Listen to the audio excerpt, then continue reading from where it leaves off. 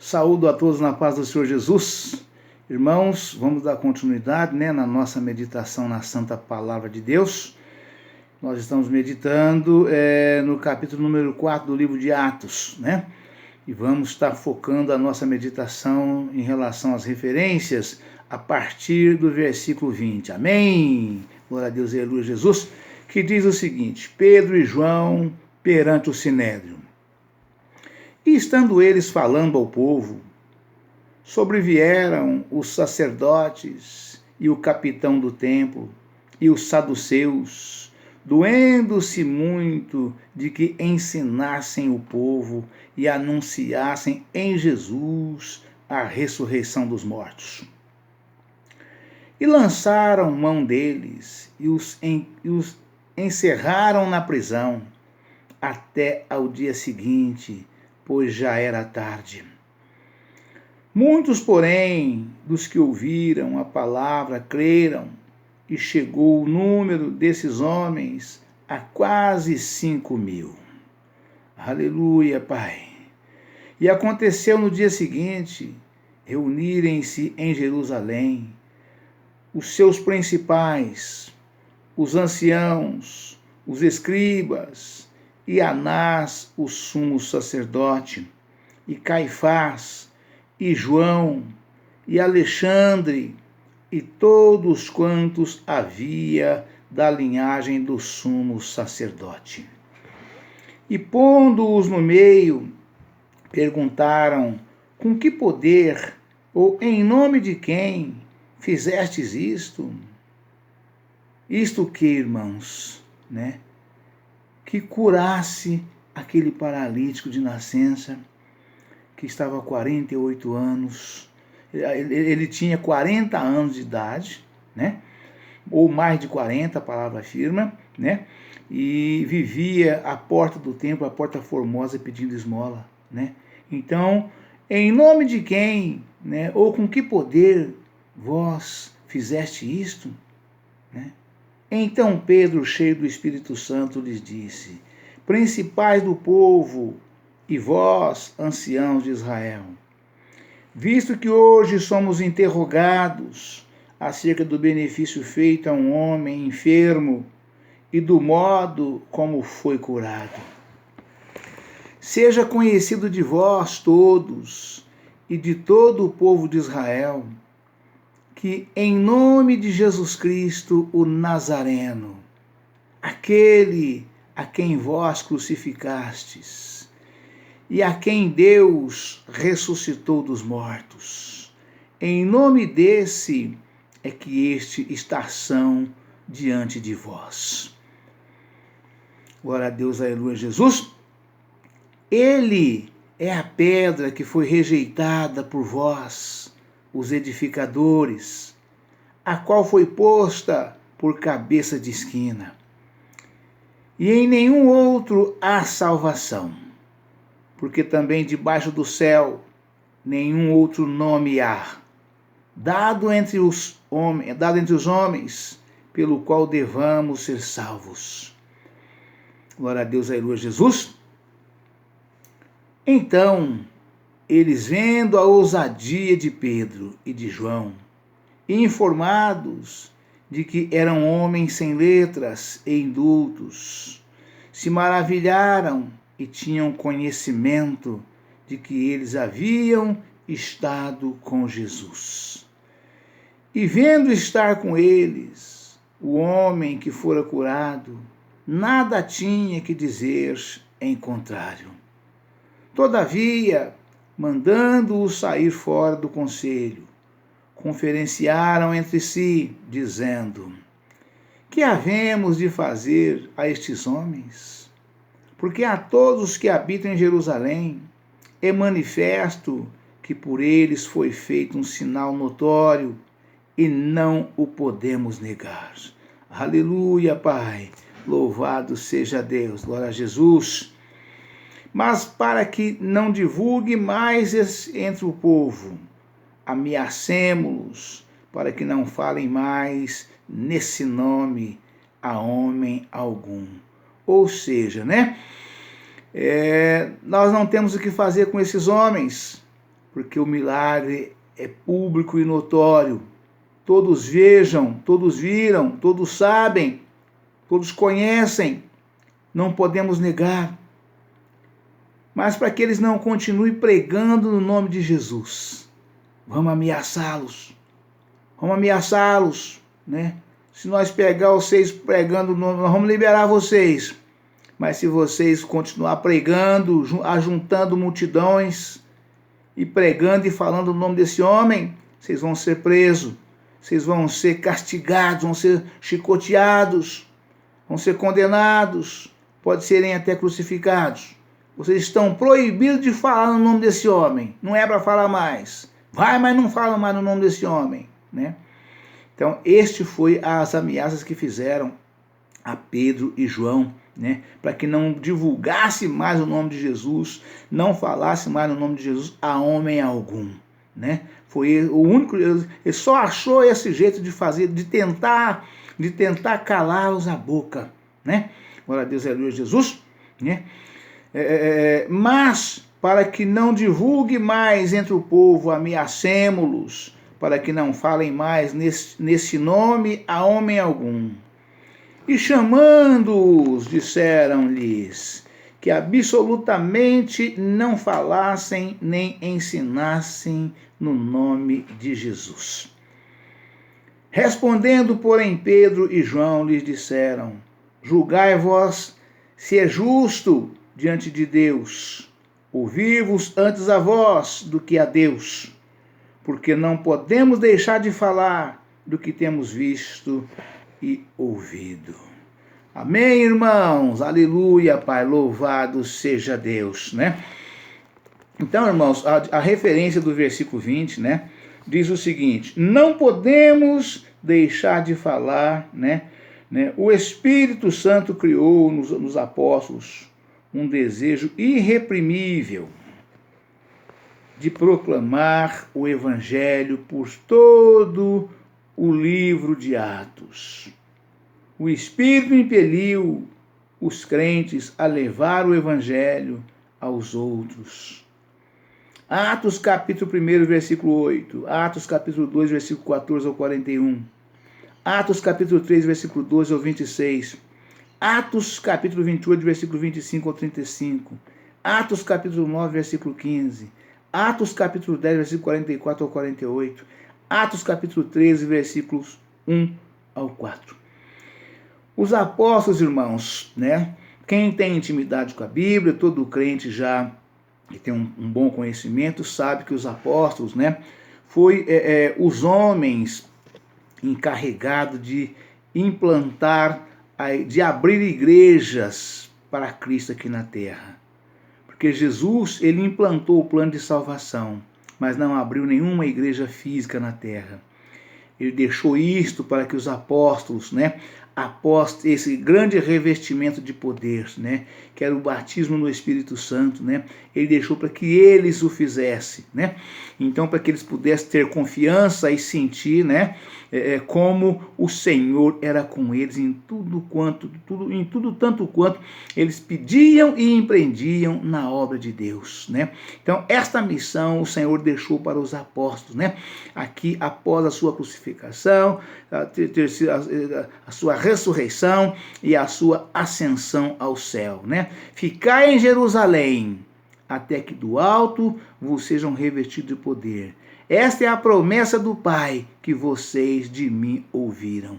Não muito depois desses dias, vós serão batizados no Espírito Santo e com fogo. E assim aconteceu, e eles começaram a abrir as primeiras igrejas, né?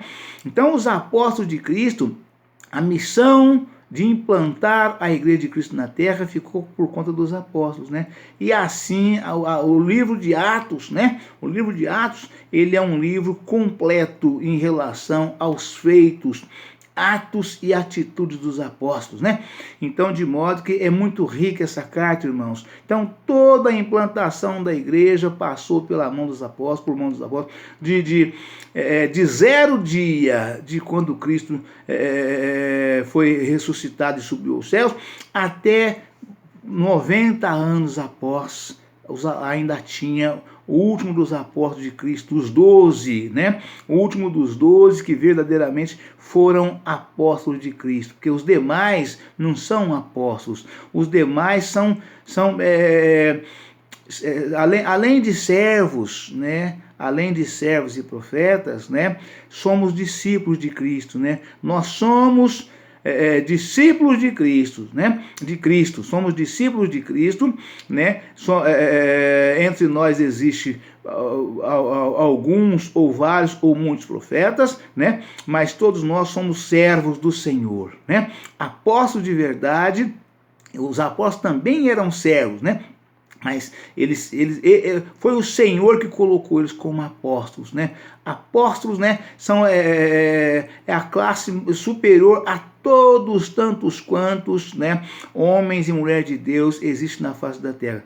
O ser apóstolo de Cristo, como foi os 12 apóstolos, né, é coisa assim realmente de um quilate elevadíssimo que ninguém pode alcançar, porque eles foram apóstolos implantados, levantados, chamados, né, escolhidos, né, pelo próprio Senhor Jesus. Foi Ele quem escolheu cada um deles, foi Ele quem levantou cada um deles, foi Ele que revestiu cada um deles, né? Então, jamais alguém de nós possamos igualarmos a eles, né? O apóstolo Paulo foi o último dos 12, né? Na verdade foi o 13º, né? Que Cristo colocou como apóstolo junto da igreja, né? São as 12 colunas da igreja, que representam as 12 tribos de Israel, né? Então, os irmãos sabem que coluna, para que serve coluna numa edificação, né? Coluna é o grande firmamento, né? De uma edificação. As colunas são elas que suportam todo o peso de uma edificação, né? Elas partem lá do fundo, vêm do fundamento para baixo da base, que é pura pedra e cimento. As colunas pegam mais baixo ainda e são colocadas à base de cimento e ferro, né? É cimento e ferro na mistura ali do construtor, na mistura ali do engenheiro, na mistura ali do pedreiro, né? As colunas é feita para sustentar todo o edifício que está sobre elas. Então, os 12 apóstolos são as 12 colunas da Igreja de Cristo aqui na terra, e serão representados no céu também pelas 12 tribos de Israel. São eles que representam. Então, é algo assim realmente extraordinário, né? Por isso que a igreja fala, né? Nós somos católicos apostólicos romanos, né? A igreja católica fala dessa forma: somos católicos apostólicos romanos, né? Então a igreja ela é de Roma, evidentemente, né? Ela foi fundada em Roma, né? E foi fundada assim segundo o projeto de fundamento, né? Através dos 12 apóstolos, porque o Senhor Jesus disse para Pedro, né? E sobre tu és Pedro, né? Simão Barjonas, né? Tu és Pedro, e sobre esta pedra fundarei a minha igreja, né? E a igreja lá em Roma, né? A igreja católica, a grandona principal do Papa, né? É chamada, eu não lembro o nome agora, mas Catedral de São Pedro, coisa assim mais ou menos. Eu fui católico durante os primeiros 45 anos da minha vida, né? Então eu sei dessas coisas todas e falo sem nenhuma negação, não sou negacionista, né? Falo abertamente, de forma tremenda. Nós amamos os nossos irmãos católicos, são nossos irmãos, né? E nós esperamos um dia atravessarmos junto o Jordão de Jesus pela santa vontade do Senhor, né? Que o Senhor venha edificar a tua santíssima palavra em cada coração de todas as religiões que existem na face da terra. Todos nós somos irmãos em Cristo, somos filhos de um Pai só, né? Então, de modo que os apóstolos, eles são a coluna da Igreja de Cristo no céu, né? Eles representam as 12 tribos de Israel, e foram eles os fundadores da Igreja de Cristo aqui na terra. Cristo não abriu nenhuma igreja, é bom que os irmãos saibam disso, né? Cristo, ele é o dono da igreja, né? Ele implantou na terra o plano de salvação, ele concluiu, ficou concluído. Tanto é que ele disse para o Pai, ali, instantes antes do último suspiro, né? Ele disse para o Pai, né? Pai, ele olhou para o céu e falou para o Pai, levantou os olhos ao céu, pregado na cruz, falou: Pai, tudo está consumado. Né? Tudo o quê? Né? Tudo o plano, o projeto, né, que o Senhor colocou nas mãos dele, né, que o Pai deu para ele concluir, implantar aqui na terra o plano de salvação. Né? Pai, tudo está consumado. Perdoem, eles não sabem o que fazem. E nas tuas mãos eu entrego o meu espírito. Foram as últimas palavras de Jesus na cruz, e dobrado na cruz, né? Então, de modo que essa carta de Atos dos Apóstolos, vale a pena os irmãos ler, reler, meditar, buscar, entender, né? Para poder esforçar o máximo de corpo, alma e espírito para praticar as mesmas obras das quais os apóstolos praticavam, irmãos. É uma riqueza tremenda, né? Jesus foi e deixou fisicamente, em carne e osso, e deixou os apóstolos para poder nos ensinar, nos conduzir, para passar para nós tudo aquilo que o Senhor tinha feito de forma original. Eu falo muito isso, o evangelho genuíno, real e verdadeiro. É o evangelho que os apóstolos pregaram e está aqui na carta dos apóstolos, né? Este é o evangelho genuíno, real e verdadeiro, sem nenhuma distorção. Então vamos dar sequência aqui nessa onde nós paramos nossa meditação, nossa leitura, né? Glória a Deus, aleluia, Jesus, né? Louvado seja Deus. A partir do versículo 20, né? Onde nós estamos dando continuidade. Capítulo 4, versículo 29 diz o seguinte, né? Vou pegar um pouquinho antes para pegar a sequência de onde nós paramos, né? Glória a Deus, aleluia, Jesus. E soltos, né? Porque eles proibiram que não era para eles pregar, pois tinham mais de 40 anos o homem em quem se opera aquele milagre de saúde. E soltos, eles foram para os seus e contaram tudo que lhes disseram os principais dos sacerdotes e os anciãos. E ouvindo eles isto, unânimes, levantaram a voz a Deus e disseram: Senhor, Tu és o que fizeste o céu e a terra, e o mar e tudo o que neles há.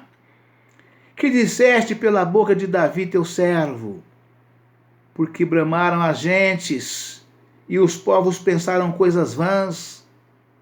Levantaram-se os reis da terra e os príncipes, e se ajuntaram a uma contra o Senhor e contra o seu ungido. Porque verdadeiramente contra teu santo filho, Jesus, que tu ungistes, se ajuntaram. Não só Herodes, mas Pôncio Pilatos, com os gentios e os povos de Israel, para fazerem tudo o que a tua mão e o teu conselho tinham anteriormente determinado que se havia de fazer. Ou seja, saindo dali, foram encontrar os irmãos na comunidade da igreja e relataram a eles o que tinha acontecido com eles, a partir daquele momento que eles foram presos ali, que eles estavam presentes e contemplaram o que aconteceu com eles durante a noite e até aquela hora que eles foram novamente apresentados a eles, chegaram no meio deles. O que foi que eles falaram, o que foi que eles disseram e o que foi que eles mandou que eles fizessem, as determinações que eles passaram. Após ter contado para os irmãos, todos ali compungidos, com o mesmo pensamento, com o mesmo sentimento, né? Vamos clamar a Deus. Vamos clamar ao Todo-Poderoso. Vamos clamar a Jesus, ao Pai, ao Filho e ao Espírito Santo. E colocar nas mãos dele, né, a nossa vida, os nossos projetos e o nosso futuro. E assim fizeram. Fizeram esta oração que nós acabamos de ver aqui agora e falaram para Deus dessa forma, né? Para que eles pudessem continuar levando o Evangelho de Cristo, para que eles não fossem impedidos, para que o Deus do qual ressuscitou Jesus dos mortos, né? Ao qual disse para Jesus, o Filho: assenta-te à minha mão direita, até que ponha os teus inimigos por escabelo de teus pés. Oraram e clamaram a este Deus, para que eles pudessem continuar pregando o evangelho do Senhor Jesus, continuar abrindo igreja para o Senhor Jesus, continuar fazendo a obra de Deus, continuar ganhando almas para o reino de Deus do Senhor, com ousadia, como nos convém falar, né? É lindo demais. Versículo 29, né? Aí o versículo 29 está escrito: agora, pois, ó Senhor, olha para as suas ameaças e concede aos teus servos que falem com toda a ousadia a tua palavra. Aleluia, Pai. Enquanto estendes a mão para curar e para que façam sinais e prodígios pelo nome do teu santo Filho Jesus. E tendo eles orado, moveu-se o lugar em que estavam reunidos, e todos foram cheios do Espírito Santo e anunciavam com ousadia a palavra de Deus. Irmãos, é coisa tremenda clamar a Deus quando nós verdadeiramente somos servos do Senhor. Algo de sobrenatural acontece quando levantamos as mãos e os olhos aos céus e clamamos ao Senhor, né? De joelhos ou em pé, né? Em reverência ao Senhor nosso Deus e Pai Todo-Poderoso, né? Algo de sobrenatural acontece. E o que aconteceu findando eles essa primeira oração após ter sido liberados ali dos anciãos, dos saduceus, dos sacerdotes, dos principais dos sacerdotes, após ter sido liberado e ameaçados para que saísse e não clamasse mais o nome do Senhor Jesus e não falasse nesse nome para ninguém. Chegando já de imediato, já reuniram com os irmãos, relataram o que tinha acontecido e fizeram essa oração e falaram com Deus. Houve ali naquele momento ali, irmãos, houve ali um tremor, que aquele lugar onde estava aquele povo reunido moveu-se. Foi movido, irmãos, algo de sobrenatural. O nosso Deus manifesta poder quando os teus filhos clamam. Ele manifesta de alguma forma, através de um vento inesperado, através de uma neve, uma neblina, uma névoa inesperada que não esperavam, através de descer fogo do céu. É tremendo, irmãos, o poder de Deus, né? Nós clamamos e o nosso Deus responde. Algo de sobrenatural acontece quando clamamos ao Senhor. E aconteceu naquele momento. O lugar que eles estavam moveu. Então é como se houvesse um tremor e aquilo levantasse, suspendesse assim, um meio metro do chão, e todo mundo sentiu algo acontecer. Moveu-se, balançou, tremeu aquele lugar. Coisa tremenda, irmãos, o poder de Deus, né? E aí eles clamando, falando com Deus: concede aos teus servos ousadia. Os discípulos precisavam de renovação em sua coragem para testemunhar e falar de Cristo. Ou seja, eles necessitavam disso, exatamente porque eles tinham sido presos, ameaçados por autoridades competentes que podiam fazer com eles, né, o que bem quisesse, de acordo com a vontade deles e a permissão de Deus.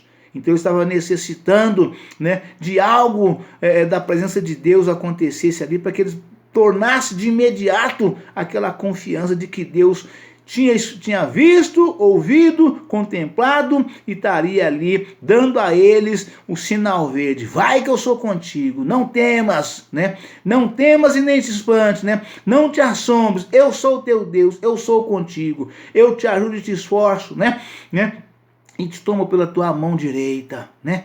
Ó bichinho de Jacó, não temas, né? Não temas, eu sou contigo, né? Então, de modo que os apóstolos precisavam desse acontecimento sobrenatural de Deus naquele momento, para que eles tivessem confiança de que eles podiam avançar em frente e não recuar e não parar e não esperar, e sim de imediato continuar falando e pregando que o Senhor era com eles. E aconteceu exatamente isso, né? Glória a Deus, aleluia, Jesus, né? Atos 4:30. Curar, sinais e prodígios, né? Pregação e milagres devem andar juntos. Entendeu, irmãos? Vou repetir. A pregação de um servo de Deus, do pregador da palavra de Deus, de um verdadeiro servo, de um ungido do Senhor, ela tem que ser acompanhada, seguida, unificadas junto com milagres. Algo sobrenatural tem que acontecer naquela igreja, naquela concentração, naquela congregação. Tem que acontecer. É a confirmação de que Deus está junto ali no meio, contemplando, recebendo e agindo em favor daqueles que clamam, né? Curar, milagres, sinais, maravilhas e prodígios, pregação e milagres devem andar juntos. Atos capítulo 3, versículos 1 ao 10. Atos capítulo 4, versículo 8 ao 22 e 29. Atos capítulo 33, versículo 5. Atos capítulo 3, versículo 1 ao 10. Atos capítulo 4, versículo 22, 29 e 33. Atos capítulo 5, versículo 12 ao 16. Atos capítulo 6, versículo 7 ao 8. Atos capítulo 6, a seguir. Atos capítulo 15, versículo 12. Atos capítulo 20, a seguir. Milagres são sinais acompanhantes mediante os quais Cristo confirma a palavra de suas testemunhas. Capítulo 14, versículo 3. Confira em Marcos, capítulo 16, versículo 20. É lindo demais, irmãos. Milagres são sinais acompanhantes mediante os quais Cristo confirma a palavra de suas testemunhas. Quem são as testemunhas de Cristo, irmão? Quem são as testemunhas de Cristo, irmãs? É exatamente o servo e a serva do Senhor que leva a palavra de Deus, a preciosa semente, andando, gemendo e chorando, e volta sem dúvida sorrindo, cantando e sorrindo com os feixes, trazendo nas mãos os seus feixes, porque o resultado foi edificante, foi próspero, foi abundante, foi transbordante. O Senhor operou milagres, sinais, maravilhas e prodígios, né? Milagres são sinais acompanhantes mediante os quais Cristo confirma a palavra de suas testemunhas. Atos capítulo 14, versículo 3. Confira em Marcos capítulo 16, versículo 20. Primeiro, sinais. Geralmente se refere a atos miraculosos realizados para demonstrar a existência do poder divino, de advertir ou encorajar a fé. Segundo, prodígios se refere a eventos extraordinários que causam pasmo ao espectador, ou seja, aqueles que estão ali vendo, assistindo, ficam pasmados de ver isto, né? Note neste versículo a igreja orando pela realização de curas, sinais e maravilhas. A igreja dos nossos dias precisa interceder ferventemente em oração para Deus confirmar o evangelho com grande poder, milagres e graça abundante. Glória a Deus, aleluia, Jesus. Verso 33. Somente quando o evangelho é proclamado com poder, como declara o Novo Testamento, é que o mundo perdido pode ser ganho para Cristo. Amém, irmãos? Então a nossa oração, irmãos, tem que ser feita a Deus, primeiramente com sinceridade de coração. Precisamos orar a Cristo, orar ao Deus Pai, ao Deus Filho, ao Deus Divino Espírito Santo, com sinceridade de coração. E depois colocarmos força, colocarmos potência na oração, né? Orarmos com força. Eu lembro muito bem de uma vez, eu era novo convertido e estava ali na igreja, sentado junto, e veio um irmão pregar a santa palavra de Deus. E esse irmão perguntou para a igreja, né? Irmãos, o que é oração forte, irmãos? Né? E perguntou para um, para outro, para todo mundo, ninguém respondeu o que era uma oração forte, né? E aí, depois que ele perguntou para todos e ninguém respondeu para ele palavra alguma nesse sentido, né? Ele disse para nós, né? Oração forte, irmãos, é aquela oração feita com fervor, feita com garra, feita com vontade. E a Bíblia fala e afirma isto categoricamente, né? Isto é oração forte. Primeiramente, tem que haver sinceridade nas nossas palavras. Tem que haver santificação de corpo, alma e espírito de quem está orando, quem está clamando a Deus. E terceiro, colocar força, colocar vigor. Falar ousadamente. Não falar na cabaça ou baixinho, camuflado, para ninguém ouvir. A oração forte é feita exatamente dessa forma, né? É clamada com ousadia. Isto é oração forte. E aqui esta palavra confirma exatamente isso aqui nesse momento, né? Pregação e milagres devem andar juntos, né? É coisa tremenda. Somente quando o evangelho é proclamado com poder, como declara o Novo Testamento, é que o mundo perdido pode ser ganho para Cristo. As pessoas que nos ouvem, nos veem, tá ali na igreja, vê Deus operar milagres, curas divinas, sinais, maravilhas e prodígios. Algo sobrenatural acontecer ali, ele contemplando com seus próprios olhos.